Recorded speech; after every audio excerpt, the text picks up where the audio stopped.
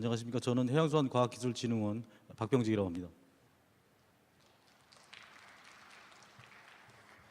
네, 고맙습니다.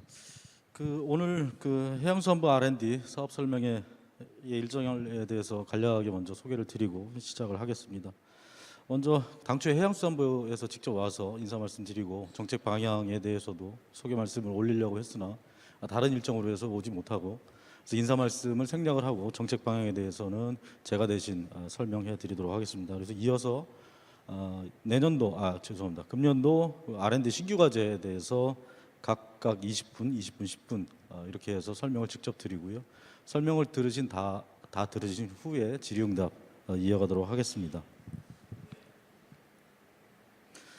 그리고 여기서 질의응답을 못하신 분들은 저희가 이 정규 시간이 종료된 후에도 상담 부스에서 1대1 상담을 이어가고 있을 테니까요. 많이 이용해 주시면 감사하겠습니다. 먼저 19년도 해양수산 R&D 중점 추진 방향에 대해서 간략하게 설명을 좀 드리겠습니다.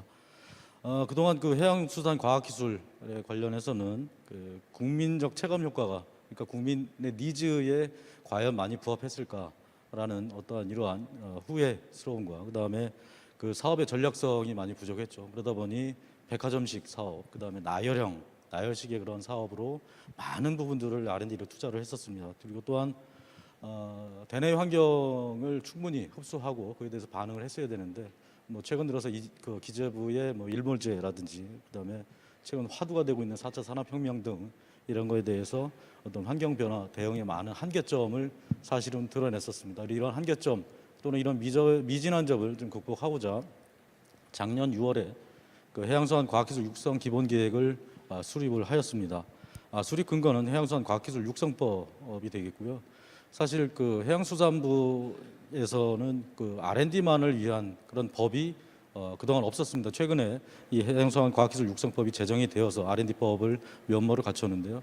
과기부 같은 경우는 과학기술 기본법에 근거해서 과학기술 기본 계획이 만들어지고, 산업부 같은 경우도 산적법에 의해서 만들어지는데요.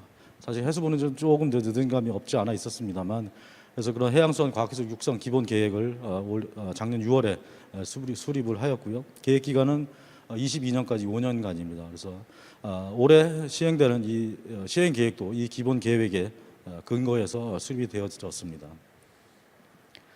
계획 수립 절차는 미래 트렌드와 환경 변화 그리고 국민의 목소리를 반영을 해서 2022년까지 비전과 목표를 수립을 하였고요. 비전 실현을 위한 목표와 추진 방향을 신산업과 일자리 육성, 사회문제 해결, R&D 지원, 체계 혁신, 생태계 조성, 그리고 크게 4가지로 추진 방향을 제시하였습니다.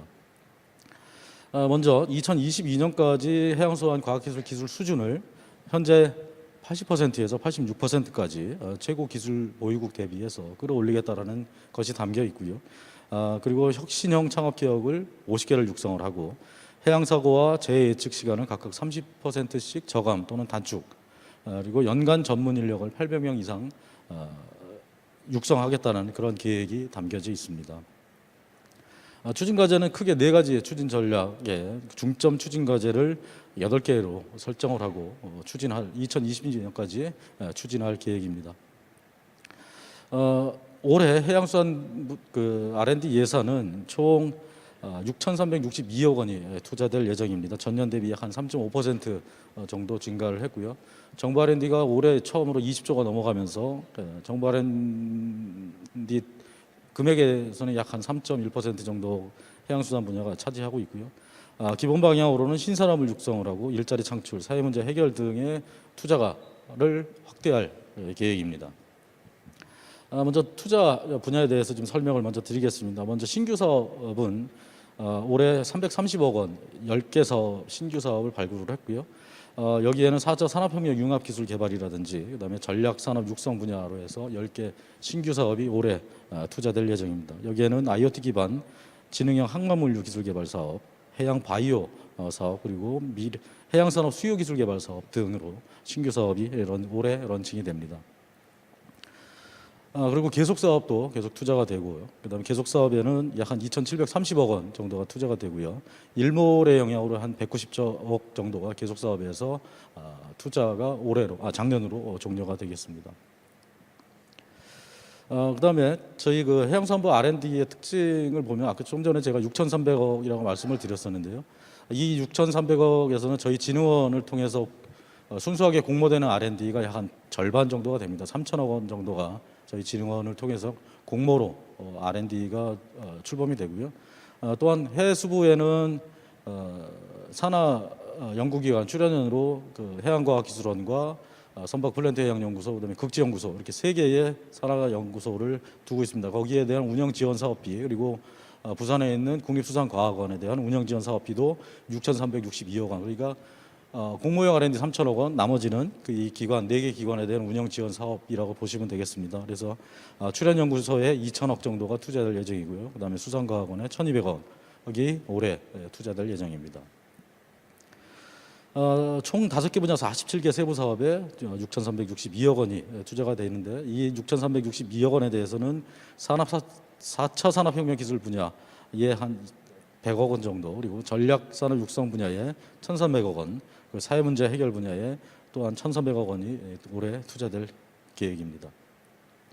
또한 민간 역량 강화 분야에 267억 원, 그리고 좀 전에 말씀드린 연구기관 지원 등에 대해서 한 3,300억 원이 19년도 해양수산부 R&D 예산 구조로 보시면 되겠습니다. 네, 지금부터는 제가 좀 전에 말씀드렸던 신규 사업에 대해서 각 실장들이 RFP에 대해서 같이 자세하게 설명을 드리도록 하겠습니다. 네, 지금부터는 그 올해 그 신규로 지원이 되는 그 신규 사업과 과제에 대해서 각각 설명을 좀 드리도록 하겠습니다. 제가 설명드릴 그 분야는 해양 바이오 전략 소재 기술 개발 및 상용화 사업의 그 3개 내역 사업, 그리고 극지 및 대한과학 연구 사업의 2개 과제, 그래서 총 5개에 대해서 신규 과제 RFP를 내용을 설명을 드리도록 하겠습니다. 우선 그 여기 자료에 보시면은 해양 바이오 전략 소재 개발 및 상용화 사업에는 총 3개의 그 과제가 공고가 될 겁니다. 이거는 다음 주 월요일 날 아마 공고가 날 예정이고요. 첫 번째 내역으로는 해양 바이오 전략 소재 개발, 그다음에 두 번째 내역으로 대량 생산 시스템 및 고도화 공정 개발, 세 번째로 상용화 지원, 이렇게 각각의 RFP가 나갈 거고요. 이 3개는 모두 자유 공모 과제입니다. 그리고 두 번째로 있는 그 극지 및 대한과학 연구 사업의 2개 과제는 그 지정 공모 과제로 진행이 될 예정입니다. 우선 해양 바이오 전략 소재 개발 및 상용화 사업에 대해서 간략하게 설명을 드리면, 기존에는 그 이 사업 같은 경우 요 관련된 과제들 같은 경우는 효능 성분서부터 대량 생산 뭐 표준화, 그 다음에 안정성 평가해 가지고 식약 허가 받는 것까지를 한 개 과제에서 다 지원하던 부분들을 아까 말씀드렸던 3개 내역 사업을 각각 스텝별로 쪼개서 지원을 한다고 생각을 하시면 될 것 같습니다. 그래서 총 2019년도에 첫 번째 효능 및 지표 성분에 관련된 전략 소재 개발 쪽에서는 24억 원 정도가 지원이 될 거고요. 그다음에 대량 생산 표준화 쪽에 관련된 기술 개발 지원하는 대량 생산 기술 개발은 총 14억 원. 그다음에 실용화 지원 그 내역에는 10억 원이 배정이 되어 있습니다. 각각에 대해서는 이제 세부적으로 설명을 드리도록 하겠습니다. 첫 번째 그 해양 바이오 전략 소재 개발 관련된 부분입니다. 지원하실 수 있는 그 지원 기관에 대한 제한은 없습니다. 그리고 이 과제는 1년간 1억 원이 지원이 되는 그 과제라고 보시면 될 것 같고요. 해양 생물로부터 제품 개발에 그 활용이 가능한 유용한 그 물질들을 추출을 해가지고 소재를 개발하는 것을 목적으로 두고 있습니다. 그래서 산업적으로 활용 가능한 소재라는 것들을 염두에 두셔야 될 것 같고요. 연구 내용을 보시게 되면 추출한 물질에 대한 효능 성분에 대한 규명, 그리고 그 분석법을 개발을 해야 되고, 그 원료의 규격화를 위한 사전 정보를 확보를 하는 것이 연구 내용으로 구성을 하셔야 됩니다. 그래서 원료의 규격화를 위해서 시기별, 부위별, 그다음에 원산진별 그 생물에 대한 원물에 대한 정보들을 제시를 하셔야 되고요. 나중에 연구 결과물로 제시를 하셔야 되고요. 국내 허가나 상용화된 사례들, 그다음에 유효성 자료라든지 지표 성분이라든지에 대한 내용들을 연구 결과로 도출을 하셔야 되는 겁니다. 분야는 3개 내역 모두 기능성 식품, 기능성 화장품, 그리고 의료 소재 이렇게 3개 분야에 대해서 지원이 가능하십니다. 성과 마지막으로 도출하셔야 되는 그 최종적인 산물이라고 볼 수 있는 그 성과 지표를 보시면 원료 규격화를 하셔야 됩니다. 그래서 물질에 대한 지표 성분, 그다음에 효능 성분에 대한 그 구조를 결과를 제출을 하셔야 되고 그거에 따른 분석법, 그다음에 기능성 바이오마커하고 효능 검증에 관련된 실험 자료들 제시를 하셔야 되고요. 여기에서 선택 지표로 되어 있는 그 논문이 있습니다. SCI 논문이나 특허 같은 경우는 지표를 설정을 하셔도 되고 하지 않으셔도 됩니다. 다만은 이 과제를 제안을 하실 때 연구개발 계획서에 이 원물이 그 생물 물질을 추출을 할 수 있는 그 원물이 대량 확보가 가능하다라는 가능성들을 그 관련된 자료들을 제시를 하셔야 되고요. 효과나 효능이 있다라는 것들에 대한 선행 연구 결과, 관련된 논문이 돼도 되고, 그다음에 특허 관련된 특허도 되고, 이런 것들에 대한 선행 연구 결과들을 반드시 같이 제시를 하셔야 지원이 가능하십니다. 그리고 또 하나 특이한 사항은 이 과제 1년 동안 그 수행을 통해서 확보된 물질 정보에 관련된 부분들은 저희 해양생명자원의 그 관리를 총괄하고 있는 책임기관인 국립해양생물자원관에 구축되어 있는 데이터베이스에 최종적으로 다 업로드를 하셔야 되는 조건이 걸려 있습니다. 물론 그 물질이나 분석에 대한 관련된 특허의 소유권은 연구자가 가지시게 됩니다. 근데 이 정보들을 업로드를 하시고 추후에 이 데이터베이스에서 이 물질을 가지고 활용을 하시고자 하시는 분들이 있다 그러면 이 물질을 등록하신 분과 기술 계약을 체결해서 로열티를 받는 형태로 아마 진행이 될 예정입니다. 두 번째 내역 사업입니다. 대량 생산 시스템 및 고도화 공정 기술 개발. 여기서부터는 이제 산업화를 목적으로 하고 있기 때문에 주관 연구기관은 반드시 기업이 신청을 하셔야 됩니다.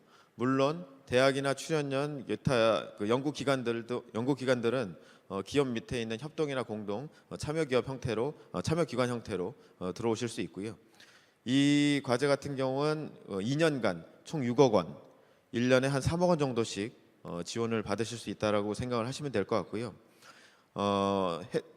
이미 그 기능성이나 효능성에 대한 그 사전 그 정보가 끝난 그런 소재 물질에 대해서 대량 생산을 하기 위한 그 지원을 받으신다고 보시면 될 것 같습니다.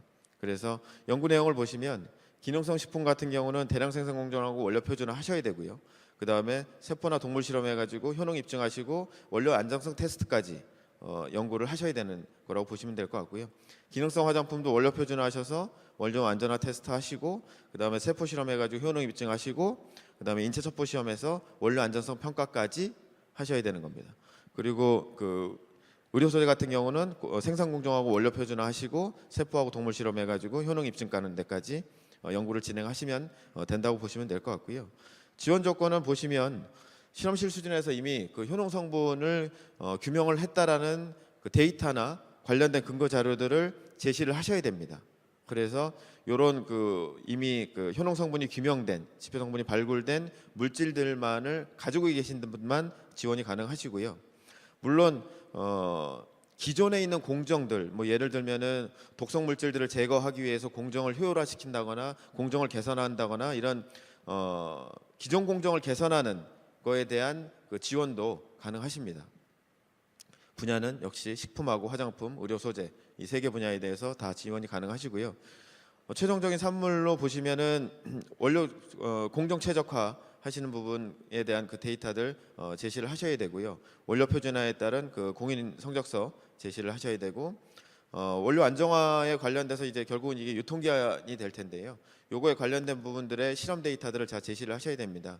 여기서 저희가 유통기한을 따로 정하지는 않았는데요. 여기에 보시면은 유통기한은 유사한 제품이 현재 시장에서 통용되고 있는 유통기한과 유사한 유통기한을 설정을 하셔가지고 실험을 하셔서 결과를 제출을 하시면 됩니다.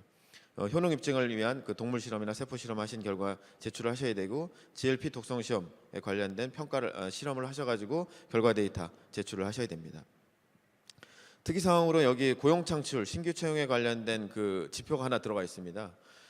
이건 정부 정책에 따라서 아마 들으신 분도 계시겠지만 기업이 주관을 해서 정부의 지원금을 받을 경우에 10억 이상의 그 지원을 받으실 경우에 10억당 한 명씩의 신규 고용을 채용을 하셔야 됩니다. 그래서 그거에 관련된 내용이 지표로 들어가 있다고 보시면 될 것 같고요.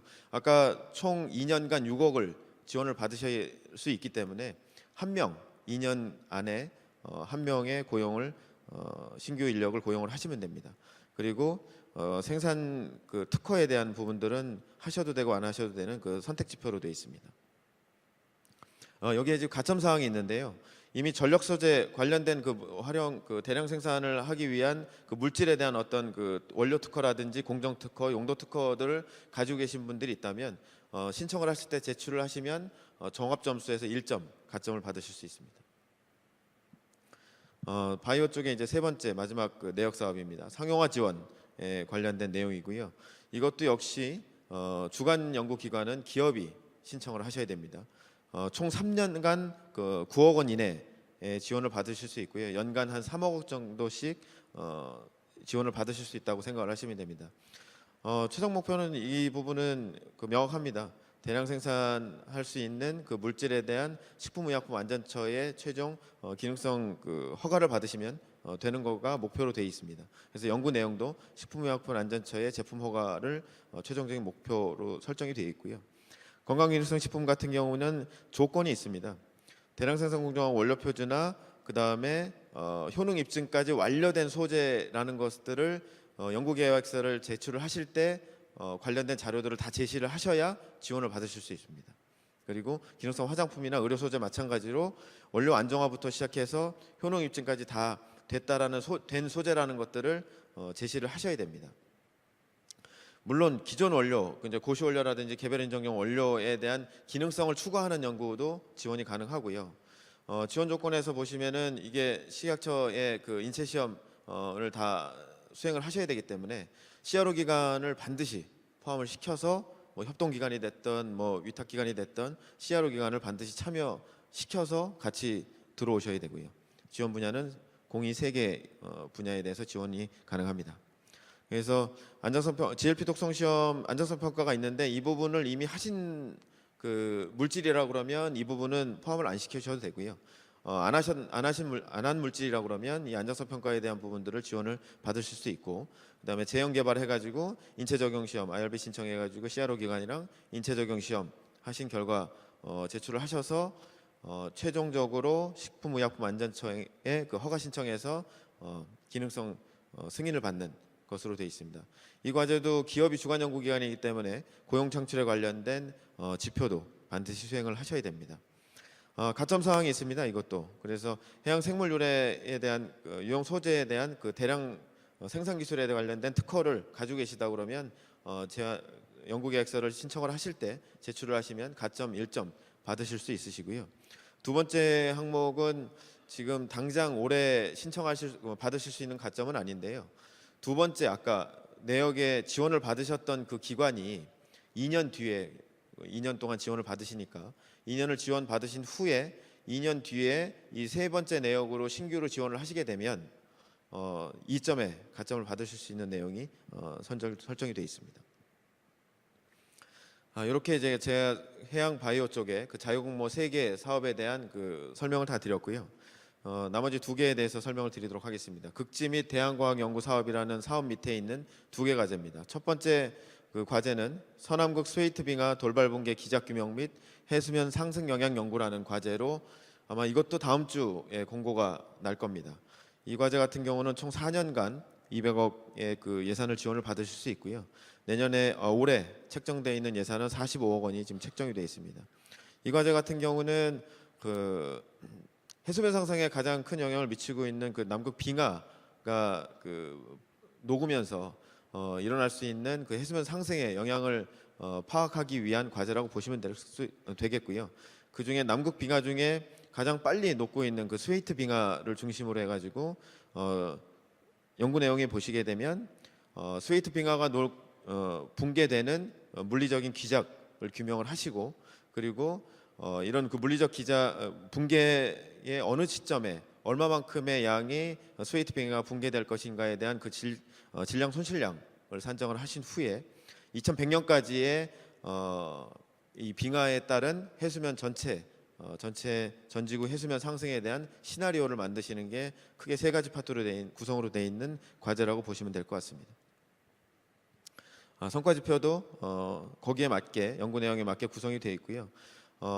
탐사 관측 자료를 기반으로 해가지고 모델을 만드셔야 되기 때문에 육상 지역에 대한 탐사, 그 다음에 해양 지역에 대한 물리 탐사에 관련된 지표가 설정이 되어 있고요. 그 다음에 국제협력도 관련된 이 남극 지역에서 연구를 하기 위해서는 국제협력이 반드시 필요하기 때문에 국외 기관과의 공동 연구와 인력 교류에 관련된 부분들이 10건 이상 수행을 하셔야 되고, 빙하가 붕괴되는 빙상 동력학 모델을 기존에 사용이 되고 있는 모델 중에 여러 가지 모델 중에 선택하신 모델의 그 입력 팩터의 최소한 2개 이상의 입력 변수들을 관측 자료를 기반으로 해가지고 개선을 시켜야 되는 게 지표로 설정이 되어 있습니다. 그래서 스웨이트 빙하 붕괴에 따른 해수면 상승 예측 시나리오를 만드셔서 여기에 보면 RCP 기후 변화 시나리오에 반영을 하셔야 되고, 이거에 관련된 그 검증은 논문을 통해서 검증을 받으셔야 됩니다. 그래서 mRNA 임팩트 팩터 70 이상의 SCI 논문을 15편 이상 제시를 하셔야 됩니다. 두 번째 과제입니다. 아북국 서태평양 기인 한반도 주변 고수온 현상 규명 및 예측 시스템 구축이라는 과제로, 이 과제도 다음 주 월요일이나 화요일 날쯤 아마 공고가 날 거고요. 이 과제 같은 경우는 5년간 150억이 지원이 되는 그 과제고, 올해는 15억 원이 배정이 되어 있습니다. 이 과제 같은 경우는 아북국 지역하고 그 다음에 서태평양 지역에서 고기압이 기압에 대한 그 블로킹을 통해서 한반도 지역에 굉장히 고수온 현상을 나타내는 현상들이 최근에 많이 일어나고 있습니다. 그래서 여기서 보면 이제 고수온 현상이라고 하는 거는 지난 30년 동안의 평균적인 그 수온보다 수온의 그 최상위 10%가 유지되는 그 상태를 이제 고수온이라고 하는데, 그 기간들이 요즘에 한반도 지역에서 많이 나타나고 있기 때문에 이거에 대한 블로킹 기작을 규명을 하는 현상을 규명하는 내용이 하나가 포함이 돼 있고, 그 다음에 이 기작에 따른 그 고수온 현상이 나타날 얼마만큼 기간 동안에 나타날 건지에 대한 예측을 하기 위한 기후 모델, 해양하고 대기가 결합된 그 기후 모델을 만들어야 되고, 그거에 따른 예측 시나리오를 만드는 게 최종적인 연구 내용으로 구성이 되어 있습니다. 그래서 성과 목표도 보시게 되면 북서태평양 지역의 북태평양 지역에 대한 그 블로킹의 그 기작 규명을 하기 위한 관측과 그거에 대한 모델 개발을 해가지고 그 검증은 관련 논문으로 검증을 하시는 내용이 되겠고요. 그 다음에 남태평양 지역에서 서태평양 지역에서의 그 저지 블로킹에 대한 관련된 부분들을 관측해가지고 그 관련된 모델 만드셔가지고 검증을 하셔야 되는 내용이 두 번째로 구성이 되어 있습니다. 그리고 마지막으로 전체적으로 그 한반도 지역의 고수온 현상을 10일 기간 동안의 예측의 그 모델을 최종적으로 제시를 하셔야 되고, 고수온에 대한 그 장기 변화 시나리오를 20년간의 그 시나리오를 만드셔서 제출을 하셔야 됩니다. 그리고 이거에 대한 관련된 그 검증은 논문을 통해서 검증하는 것으로 연구 내용이 구성이 되어 있다고 보시면 될 것 같습니다. 여기까지 제가 그 5개 과제에 대한 그 설명을 마쳤고요. 다음에 저희 그 산업연구실장님께서 관련된 신규 과제들 설명을 드리도록 하겠습니다.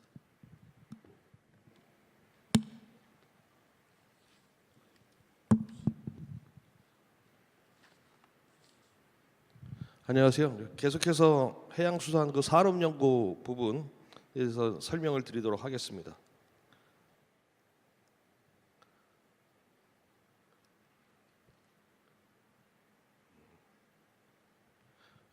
해양수산 그 산업연구 분야는 그 2019년도 금년에 총 6개 사업에서 총 12개 과제를 신규 과제로 추진을 합니다. 이거 하나하나에 대해서 설명을 드리도록 하겠습니다.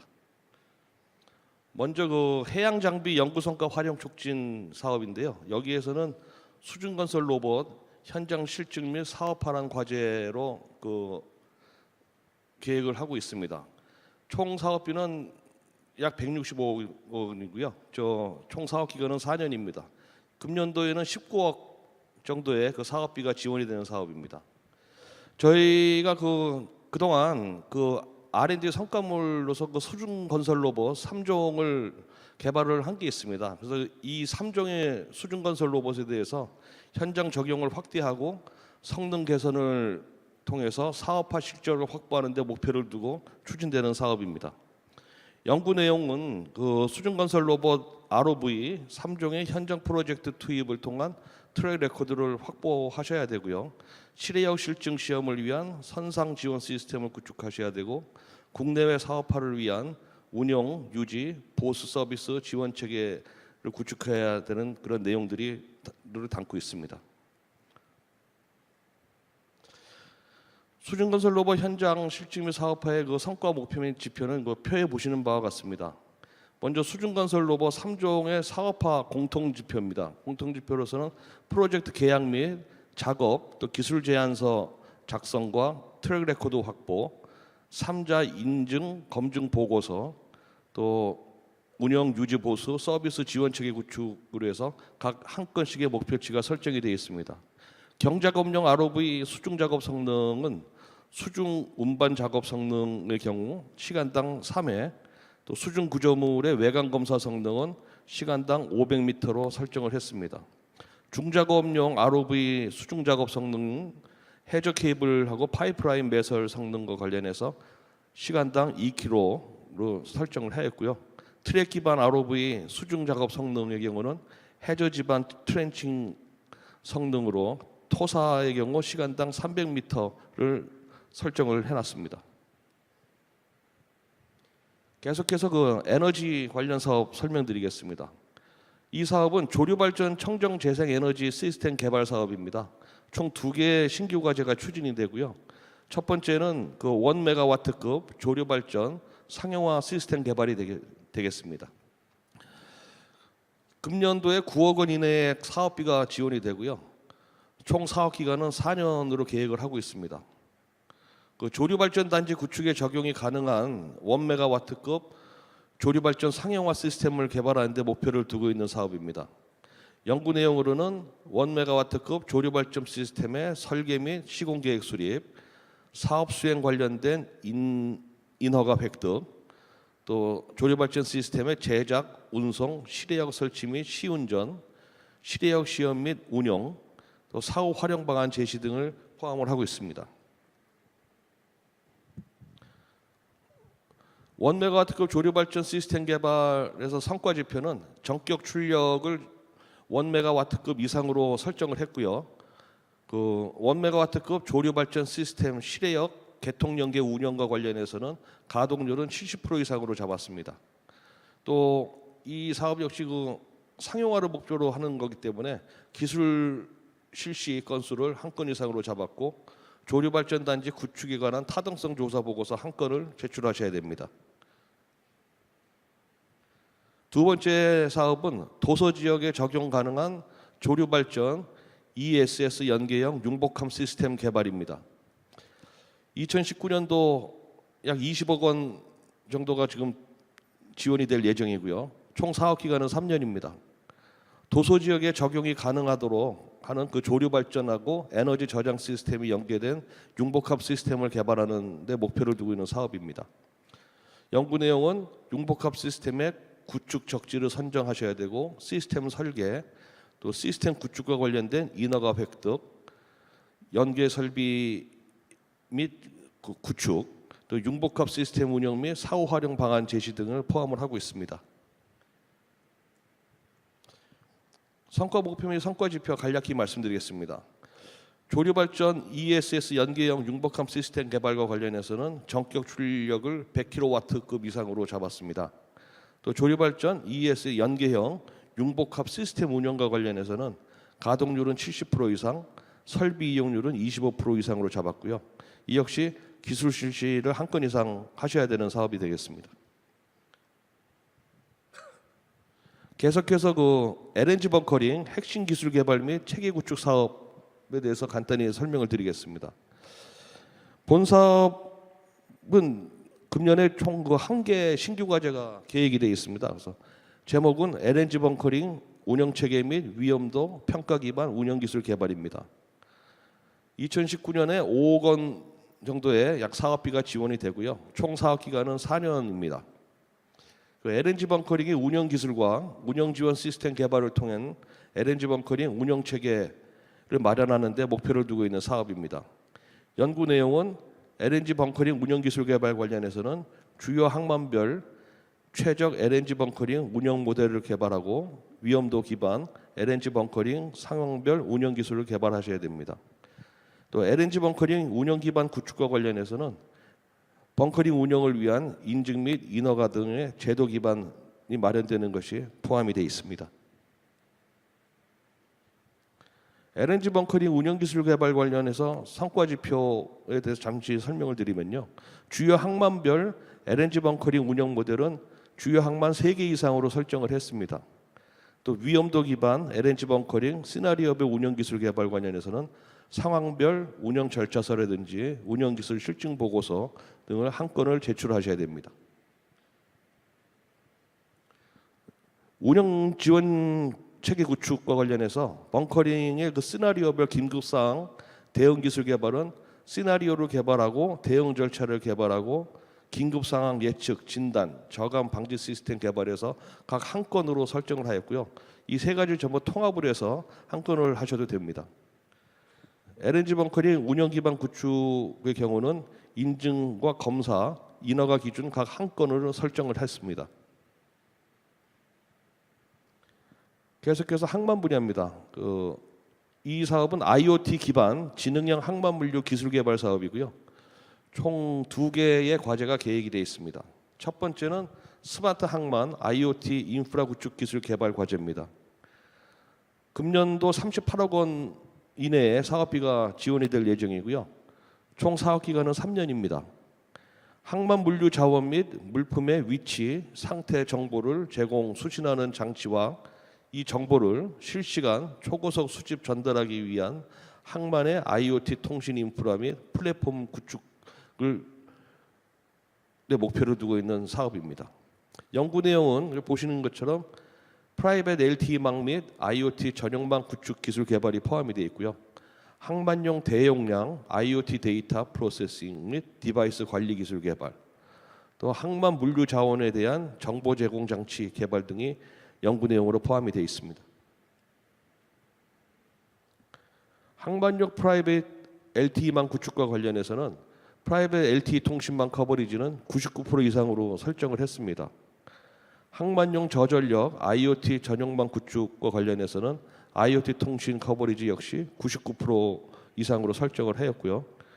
또 IoT 데이터 프로세싱 기술과 관련해서 대용량 데이터 전처리 및 분류 시간은 2초 이내로 설정을 했습니다. IoT 디바이스 관리 기술 개발 관련해서는 실시간 디바이스 상태 정보 처리 시간은 1초 이내입니다. 계속해서 스마트 항만 IoT 융합 운영 기술 개발 과제 설명드리도록 하겠습니다. 총 사업비는 죄송합니다. 금년도에는 총 12억 원 이내의 사업비가 지원이 될 예정이고요. 총 사업 기간은 3년입니다. 본 과제의 그 연구 목표는 항만 물류 자원의 위치와 상태 정보를 실시간 초고속으로 수집하고 가공하여 효율적인 그 터미널 운영을 위한 그 스마트 터미널 운영 시스템 인프라와 플랫폼을 구축하고 항만 물류의 안전 평가 진단을 위한 스마트 안전 관리 시스템을 개발하는 데 목표를 두고 있는 사업입니다. 연구 내용은 스마트 기반 터미널 운영 시스템을 개발을 하셔야 되고요. 차세대 터미널 운영 시스템용 인공지능 기반 미래 예측 시스템과 항만 물류 자원의 위험 감지 및 위험 예측 기술 개발 등이 연구 내용으로 포함이 되어 있습니다. 성과 목표 및 지표입니다. 미래 예측 빅데이터 플랫폼 기술과 관련해서는 동시 접속 커넥션 건수는 2,000건 이상으로 설정을 했습니다. 항만 터미널의 IoT 데이터 마이닝 기술 관련해서는 운영 패턴 분석 처리 시간은 120초로 설정을 하였고요.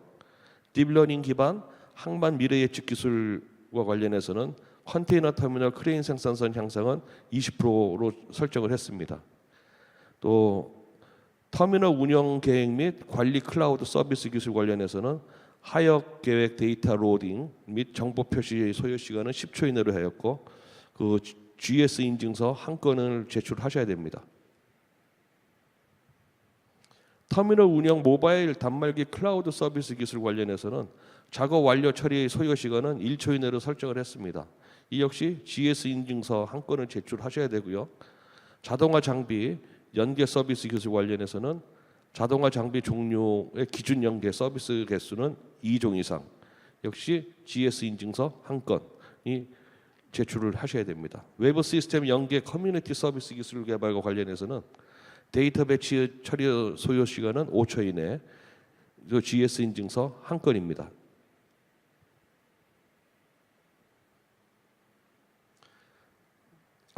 다음은 그 스마트 자동화 항만 상용화 기술 개발 과제에 대해서 설명을 드리도록 하겠습니다.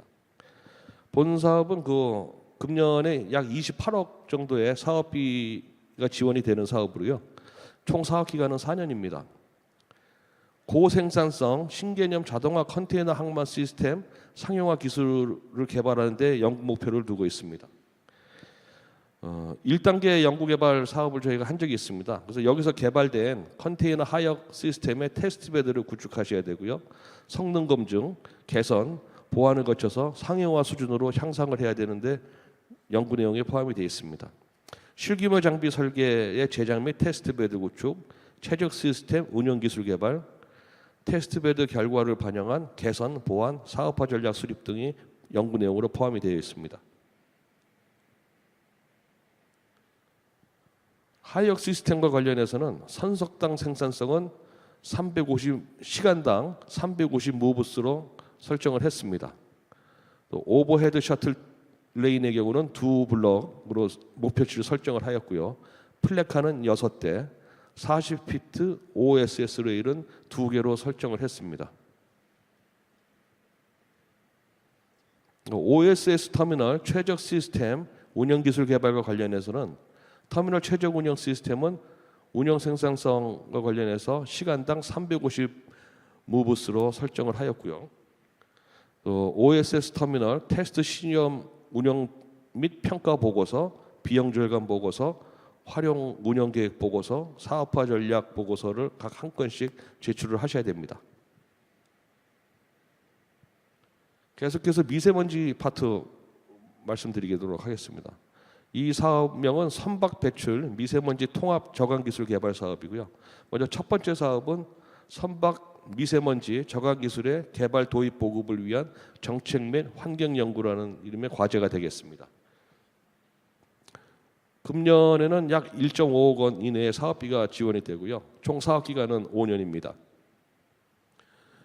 선박 배출의 대기오염 물질 통합 저감 기술 전략을 수립하고 대기오염 물질을 산정 또 그리고 영향 평가의 체계를 구축하는 데 연구 목표를 두고 있습니다. 선박 배출 대기오염 물질의 저감 기술 로드맵을 개발을 하셔야 되고요. 대기오염 물질의 배출 및 오염 실태 조사, 체계 구축 및 시범 적용을 이 연구 내용으로 포함이 되어 있습니다. 그리고 그 해상 연안 항만 적용이 가능한 이동 확산 모형 및 건강 영향 평가 체계를 마련을 하셔야 됩니다. 선박 배출 대기오염 물질 통합 저감 기술 전략과 관련해서 로드맵 수립과 저감 효과 평가 체계, 또 보급 활용 촉진에 관련된 법제도 기반 마련, 그래서 각 한 건씩의 목표치가 설정이 되어 있습니다. 대기오염 물질 산정 및 영향 평가 체계 관련해서는 배출 및 오염 실태 조사 체계 구축 및 시범 적용, 이동 확산 모형 및 건강 영향 평가 체계 등을 포함해서 역시 각 한 건씩의 목표치가 설정이 되어 있습니다. 두 번째 과제입니다. 400kW급 이하 선박용 저가 보급형 PM 낙스 동시 저감을 위한 파셜 SDPF 시스템 개발이라는 과제입니다. 금년도 5억 원 이내의 사업비가 지원이 되고요. 총 사업 기간은 5년입니다. 연안에 있는 소형 선박용 저가 보급 대상으로 저가 보급형 PM 낙스 등 동시 저감을 위한 파셜 SDPF 시스템을 개발하는 데 목표로 두고 있는 사업입니다. 또 SDF 핵심 촉매 및 필터 기술 개발과 시스템 설계 및 시작품 제작, 시스템의 성능의 최적화 등이 연구 내용으로 포함이 되어 있습니다. PSDF 시스템 본 설계 및 상세 설계 관련해서는 설계도 하고 PSDF 공간 속도는 후처리 시스템 설계로 목표치를 설정을 하였습니다. 시작품 제작과 관련해서는 시작품 성능의 경우는 미세먼지 미세 입자가 60% 이상, 또 디녹스는 80% 이상으로 설정을 하였고요. 특허 출원 및 등록 건수가 총 3건 이상이고 이 중에 한 건은 등록을 하셔야 됩니다. 세 번째 과제입니다. 저배합 미세먼지 전기 집진 복합 장치 개발입니다. 5억 원 이내의 사업비가 지원이 되고요. 총 사업 기간은 5년입니다. 중형 선박의 그 IMO 선박 배출 규제인 티어 3 기준과를 만족하고 EPA 스테이지 4의 그 만족을 위한 컴팩트형 전기 집진 장치 및 선택적 촉매 환원 장치 통합 시스템을 개발하는 데 목표를 두고 있습니다. 저배합 컴팩트형 전기 집진 촉매 시스템 개발 및 최적화가 연구 내용에 들어가 있고요. 촉매 및 ESP 재생 장치 개발 및 최적화, 통합 모니터링 시스템 개발 등 역시 연구 내용으로 포함이 되어 있습니다. 전기 집진 장치 관련해서는 배합의 경우는 200mm 아쿠아로 목표치를 설정을 하였습니다. 또 입자상 물질 저감 성능은 90% 이상이고요. 시작품 제작과 관련해서는 재생 효율은 70% 이상, 또 내구성은 200시간 이상으로 설정을 하였습니다. 암모니아 슬립은 10파트/밀리언 이하로 저희가 설정을 하였습니다. 네 번째 과제입니다. 대기오염 물질 동시 저감이 가능한 고효율 스크러버 기술 개발이라는 제목으로 과제가 나갈 겁니다. 총 사업 기간은 5년이고요. 금년도 8억 원 이내에 그 사업비가 지원이 됩니다. 기존의 그 삭스 스크러버 기술에다가 낙스는 80% 이상, 또 PM 2.5 기준으로 90% 이상의 추가적으로 저감할 수 있는 동시 저감 기술을 개발하는 데 목표를 두고 있는 사업입니다. 대상 선박에 적합한 시작품 기본 설계 및 상세 설계를 하셔야 되고요. 낙스의 처리를 위한 NO를 NO2로 산화시키기 위한 산화지를 개발하셔야 되고, 세종수 처리 시스템, 실증 평가 기반 제품 개선 및 최적화 등이 연구 내용으로 포함이 되어 있습니다. 랩 스케일의 PM 삭스 낙스 동시 저감용 스크러버 관련해서 정전 부분에 의한 PM 2.5 제거 효율은 90%로 저희가 잡았습니다. 낙스의 저감 효율은 80%, 또 삭스의 저감 효율은 95%로 설정을 했습니다. 또 7메가와트 이상 대형 선박용 PM 삭스 낙스 동시 저감 스크러버 시제품 제작과 관련해서는 낙스 저감 효율은 80, 삭스 저감 효율 역시 95로 설정을 하였고요.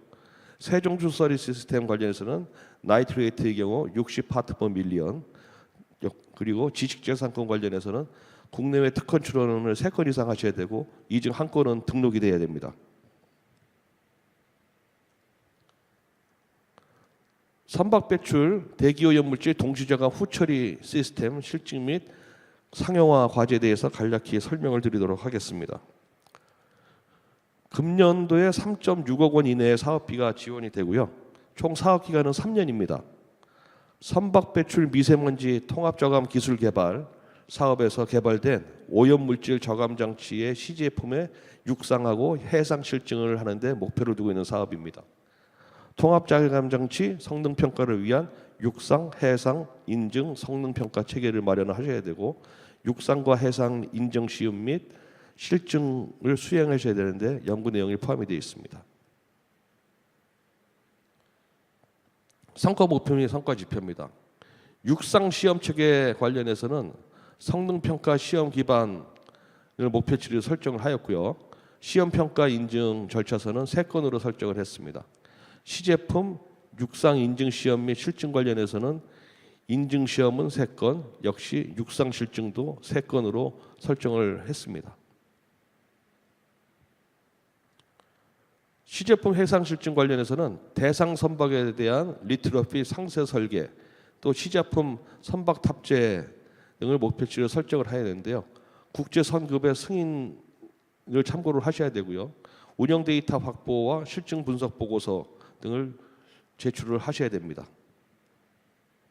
이상 그 해양수산 산업 연구 파트에 대한 발표를 마치도록 하겠습니다.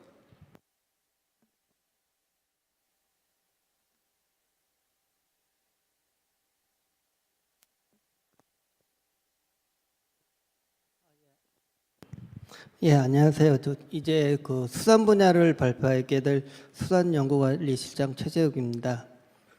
수산 분야에서는 3개 사업이 공모될 예정이고요. 지금 3개 사업에서 총 8개 과제가 공모될 예정입니다. 차세대에서 1과제, 무인항공기에서 4개 과제, 그리고 업 현장 쪽에서 3개 과제 등 총 8개 과제가 공모될 계획입니다. 첫 번째 그 차세대 수산물 품질 관리 및 검역 시스템 구축에서 그 수산물 검역 안전 고도화라는 과제가 공모될 예정인데요. 이 과제는 5년 이내 90억 원으로 공모될 예정입니다. 주요 내용 목표는 수입 수산물 검역 시행자에서 그 법정 전염병 열종에 대해서 신속 진단 기술과 키트 개발하는 목표로 정해져 있습니다. 지금 발표 자료에 보시면 총 10개의 전염병이 있는데요. 앞에서부터 5개 병원은 올해 시작이 될 거고 나머지 3개는 내년, 그리고 최종 마지막에는 2개 법정 전염병이 연구가 진행될 예정입니다. 주요 연구 내용으로는 수산 생물 전염병 감염 실태 조사, 그리고 현장 진단용 신속 진단 기술 개발 및 상용화, 그리고 개발된 키트의 성능 검증 및 검사 매뉴얼 개발이 되겠습니다. 네, 성과 지표는 그 신속 진단 키트 및 관련 기기 있고요. 특허 및 출원, 그리고 기술 이전을 목표로 가지고 있습니다. 지금 PPT에 보시면 진단 감도가 아직 목표치가 설정이 안 돼 있는데요. 지금 해수부하고 협의하는 과정에서 아마 이 목표치는 지금 주어질 것 같습니다. 네, 그 다음에 마찬가지로 그 세계 동물 보건기구의 매뉴얼 신청 및 등재 부분이 있는데요. 신청은 3건, 그리고 등재 1건으로 되었습니다. 그리고 전문 인력 양성 및 고용 창출 분야에서는 전문 인력 양성 15명, 그리고 검역 인력 재교육 30명, 그리고 신규 고용 창출 5명이 되겠습니다. 네, 다음은 무인 항공기 기반 관련한 과제인데요. 지금 이 사업에서는 총 4개의 과제가 지금 공모될 계획인데요. 지금 저희들이 생각하고 있는 부분은 4개 과제가 상호 연관성이 매우 높습니다. 설명드리겠지만 이 첫 번째가 무인 항공기 개발하는 거고, 2번째가 추진 시스템 탑재, 그리고 3번째가 해양 안전, 그리고 수산 생태 관리 부분인데요. 이 과제들의 연구 내용이 서로 연계가 돼야 됩니다. 왜 그랬냐면 1과제, 이 무인 항공기 공동 기술 개발 쪽에서 모든 과제들에 대한 기본적인 데이터들이라든가 그런 거를 고려한 설계가 돼야 되기 때문에 저희들이 현재 고려하고 있는 부분은 하나의 연구팀을 구성해서 4개의 연구 과제를 진행하는 쪽으로 지금 저희가 검토를 하고 있습니다. 네, 첫 번째 무인항공기 공통기술 개발입니다. 이 부분은 4년 동안 약 77억 원이 지원될 예정인데요. 연구 목표로는 수직 이착륙, 장거리 비행 관련한 무인항공기 시스템 개발인데요. 아마 이 무인항공기는 약 300km 이상 중형 정도 될 것 같습니다. 그 연구 내용으로는 수직 이착륙 관련한 부분에서는 무인 체계 설계 및 시스템, 그리고 운영 환경 및 성능 요구에 부합한 비행체 개발 등이 되겠습니다. 또 이 첫 번째 과제에서는 지상 시험, 체계 통합 시험, 그리고 비행 시험을 통한 무인기 체계 기능 및 성능 입증에 대한 역할을 담당하게 되겠습니다. 네, 지금 이 과제의 공통기술의 그 성과 지표는 채공 시간 4시간, 그리고 유상 하중, 임무 장비가 되는데요. 약 한 30km 이상, 그리고 자동 비행, 최도 고도는 3km 이상으로 지금 저희들이 설정되어 있습니다. 네, 이 공통기술 개발에서 두 번째 과제인데요. 무인항공기 추진 및 탑재 시스템 개발입니다. 이 과제는 4년에서 약 53억 원이 지원될 예정인데요. 연구 목표는 고속 수직 이착륙 무인기 탑재 시스템 및 추진, 연료 시스템 개발이 되겠습니다. 연구 내용은 비행 제어 센서 시스템 개발 및 항공 전자 장비 개발 구매, 그리고 비행 제어 알고리즘 및 컴퓨터 개발, 그리고 추진 연료 시스템 시험을 위한 시험 장비 개발, 그리고 비행 제어 시스템 및 항공 전자 시스템 개발 및 시험이 주요 연구 내용으로 되겠습니다. 네, 이 성과 지표 중에 추진 연료 시스템은 4시간 이상, 그리고 동력 시스템 개발은 이 부분이 그 비행체 요구 성능을 만족해야 되는데요. 이 사업이 해양 안전 분야에서는 해양경찰청에서 담당을 할 거고, 수산 생태계 관리는 부분은 해양수산부가 담당을 하게 될 건데, 해경 쪽이라든가 해양수산부에서 요구 성능을 맞는 동력 시스템이라든가 연료 추진 시스템들이 목표치를 달성해야 되는 과제가 되겠습니다. 그리고 해양안전관리기술 부분인데요. 이 과제는 4년 동안 약 58억 원이 지원될 예정입니다. 이 연구 목표는 해양특화 군안 임무장비 개발하고 무인기와 지상 또는 함정 간 데이터 전송 시스템 개발이 되겠습니다.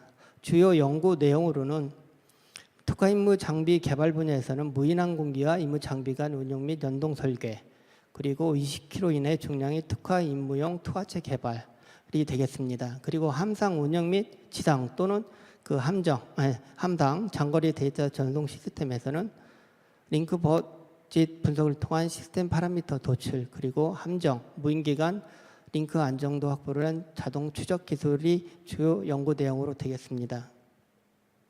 네, 이쪽에 임무 장비 쪽에선 주야간 감지라든가 군안용 투하 장비, 약 무게가 15kg 정도 이하로 되어 있는데요. 아마 이 구명안에 대해서는 인원수를 저희들이 지금 해수부하고 해경 쪽하고 협의하는 과정인데요. 아마 10인 정도가 될 것 같습니다. 그리고 데이터 전송 시스템에서는 함정 간 비행체 간 최대 전송 길이는 30km 이상, 최대 전송 거리 지상과 비행체 간 약 80km인데요. 이 부분에서 지금 함정 간하고 비행체 간이 지금 30km 이상인데 이 부분은 약 한 50km 정도까지 늘어날 수 있을 것 같습니다. 지금 현재로서는. 네, 그리고 수산 생태계 관리 기술 개발인데요. 이 부분은 무인기를 활용해서 수산 생태계 관리 시스템 개발하고 임무 대응 분석 시스템 개발을 하는 부분이 되겠습니다. 주요 연구 내용으로는 그 해양 환경 자료 수집, 모니터링, 표출 기술 개발 및 시스템 구축입니다. 이 내용은 그 해양 구조물, 폐 양식장이라든가 불법 시설물, 그리고 해파리, 굉장히 모자반 등에 대한 이동 경로를 위한 수집 기술, 그리고 인공위성 산출 자료와 연계한 무인기의 해양 환경 자료 표출 기술이 되겠습니다. 그리고 두 번째로 무인기 운영 관리, 임무 상황별 대응 및 영상 시스템 개발인데요.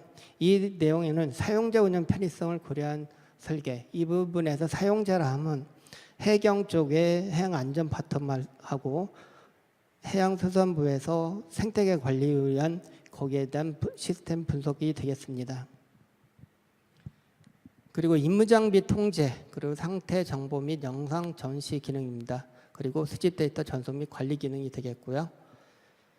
지금 저희들이 이 수산 생태계에서는 특허 출원 등록 2건 이상, 그리고 소프트웨어 등록 2건, 그리고 통합 시스템 개발 1건 등의 성과 지표를 목표로 하고 있는데요. 지금 이 무인항공기 관련한 신규 사업은 앞에 설명드린 것처럼 해양수산부하고 해양경찰청의 다부처 사업입니다. 그래서 지금 각 해양경찰청에 대해서는 과제 제한 요구서 오늘 설명드린 거에 대해서 일단 검토가 됐고요. 해양수산부에서는 다음 주 중에 아마 검토 작업이 들어갈 겁니다. 그러면 아마 이번 달 말쯤에 해수부 해양경찰청의 관련 담당자하고 전문가들이 모여서 이 연구 내용이 조금 보완이 될 수도 있습니다. 그리고 좀 더 구체화가 될 수 있고요. 성과 지표도 일부 좀 더 구체화되고 일부분에 대한 성과 지표가 추가될 수 있습니다. 왜 그러냐면 이게 무인 항공기가 유인 헬기가 해경 같은 경우는 함정이 출동을 못할 때 그때를 대비해서 뭐 풍향이라든가 그런 부분들 좀 더 고려를 해야 되기 때문에 이 성과 지표는 나중에 조금 더 구체화되고 조정이 될 것으로 지금 예상하고 있습니다.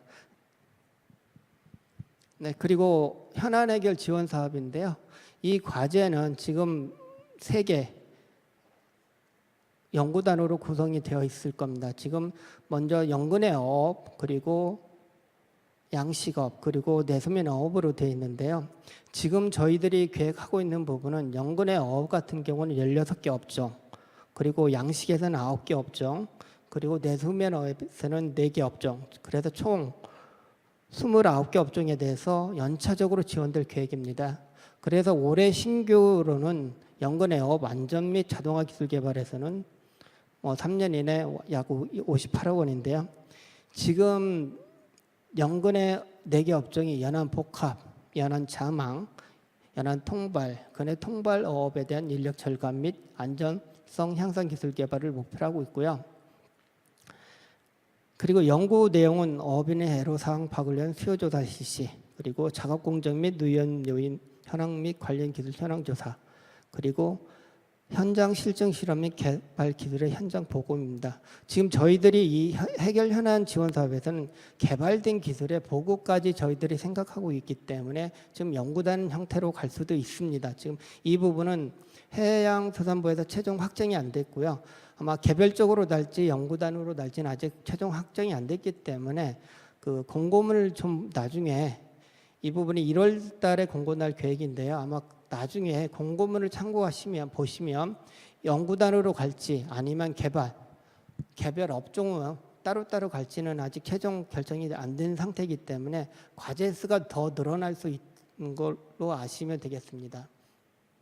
그리고 양식업 부분입니다. 또 연구 목표는 똑같습니다. 연구 내용도 마찬가지로 거의 또 유사한데요. 올해 같은 경우는 구라고 김양식업에 대해서 인력 절감, 그리고 안정성 향상 기술 개발, 연구 내용은 동일합니다.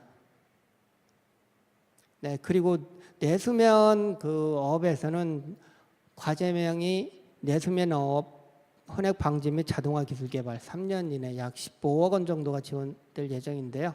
지금 내수면 어업의 어종별 선택적 어획 기술 개발을 목표로 하고 연구 내용은 경제성 어종의 선택적 어획 및 혼액 저감, 크기별 어업 현장 조사, 그리고 선택적 유집 기술 개발, 그리고 현장 실증 실험 및 개발 기술의 현장 보고를 목표로 하고 있습니다.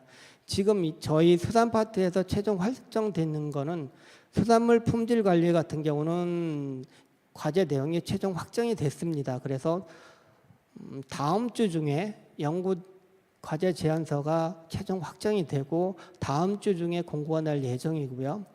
무인항공기 같은 경우는 설명드린 것처럼 이번 달 말에 해수부하고 해경 쪽하고 연구 내용의 최종 확정이라든가 성과지표를 최종 확정이 되면 아마 제 생각으로는 빨라야 2월 초 정도로 저희가 생각을 하고 있습니다. 그리고 현안 해결도 이 부분 연구단으로 갈 것이냐 아니면 개별 과제로 갈 것이냐만 결정이 된다 그러면 이 현안 해결 지원 사업은 1월 중에 공고가 날 수 있을 것 같습니다.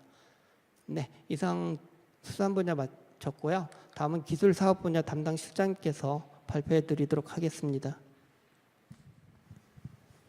네, 기술사업부 분야 설명드리겠습니다. 지금까지 설명드리신 사업들은 저 거의 지정공모 과제로 설명을 들으셨고요. 제가 지금 설명드릴 기술사업화는 자유공모로만 구성이 되어 있습니다.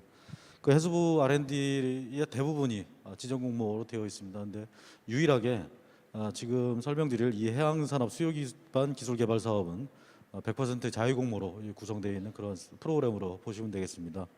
해양산업 수요 기반 기술 개발 사업은 제가 모두에 말씀드린 저희 그 프로그램 중에서 미래 해양산업 기술 개발 사업이라고 있습니다. 그게 1몰로 해서 작년으로 이제 종료가 됐고, 이제 그 후속으로 해양산업 수요 기반 기술 개발 사업이 올해부터 신규 런칭이 됩니다. 물론 이 수요 기반 기술 개발 사업은 기업이 주관으로만 들어올 수 있는 그런 사업으로 보시면 되겠습니다. 중소기업이나 벤처기업을 말씀드리는 겁니다. 그래서 본 프로그램은 그 해양 기업 기술 경쟁력을 강화하고, 그다음에 사업화 지원을 위해서 창업 기업을 지원을 하고, 산학연, 협업 R&D 투자 연계형 R&D 프로그램 등 운영으로 이렇게 이 프로그램 이미 목적하고 있습니다. 그래서 이 프로그램 내에는 해양산업 성장기술개발 사업과 해양산업 사업화 연계 기술개발 두 가지의 내역 사업으로 구성이 되어 있고요. 먼저 해양산업 성장기술개발 사업은 금년도 신규 과제다, 신규 사업이다 보니까 그렇게 크게 그 금액을 담지 못했습니다만 약 한 22.5억 정도, 그다음에 10개 사업 내로 지원을 할 계획이고, 과제당 연 3억 이내, 그리고 총 2년 동안 6억 이내 지원할 계획입니다. 그리고 해양산업 사업화 연계기술개발 사업은 20억 정도가 배정이 되어 있고 9개 과제 정도를 지원할 계획입니다. 그래서 과제당 연 4억 이내, 그다음에 총 2년에서 10억 원 이내로 지원할 예정입니다. 좀 전에 말씀드린 바와 같이 본 사업은 자유공모 과제라서 지정공모와 달리 과제 명서부터 사업 내용, 성과 지표, 성격 목표를 모두 다 연구자 분들이 제안하시는 그러한 프로그램으로 생각하시면 되겠습니다. 그 사업 포함해서 질의응답을 지금부터 받도록 하겠습니다. 지금까지 사업 설명을 좀 들으셨는데요. 기반연구, 산업연구, 그다음에 수산 실용화 사업을 들으셨는데, 그거에 대해서 질문 있으시면 질문을 해주시면 바로 여기서 답변을 드리도록 하겠습니다. 예, 설명 감사합니다. 간단히 물어보겠습니다. 저는 그 소금에 대한 그 특허를 몇 개 가지고 있는데요. 지금 선생님께서 말씀하신 기술 산업화 분야 이 신규 과제 이쪽에 소금도 해당이 됩니까?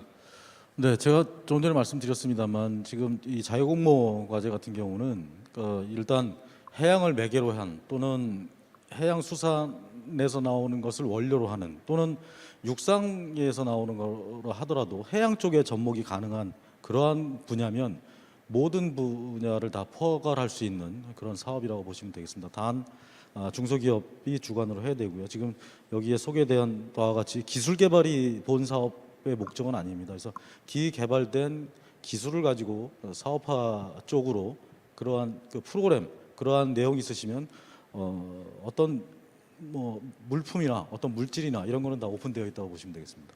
네, 감사합니다. 그러면 질문은 없으신 것 같은데, 일단 저희가 일단 일정이 끝나도 밖에 그 상담 데스크를 운영을 하고 있습니다. 그래서 상담 데스크에 오시면 친절하게 상담을 드리도록 하겠고요. 일단 저희가 지금 현재 공고가 나가 있는 사업도 있습니다만, 앞으로 늦어도 2월 달까지는 저희 진흥원 홈페이지, NTIS 홈페이지 등을 통해서 공고가 나갈 예정이고요.